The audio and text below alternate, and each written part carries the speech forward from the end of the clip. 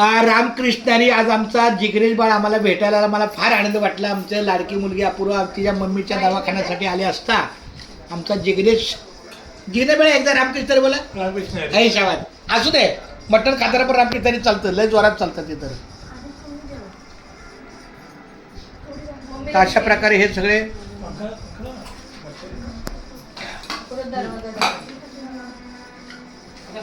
खूप छान आहे. शाबास.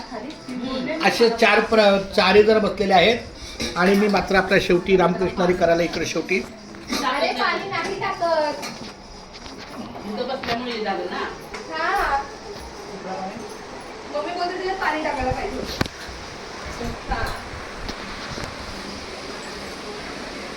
ते एक माझ्या लक्षात नाही आलं की पातळ एकदम त्याची पोचलं.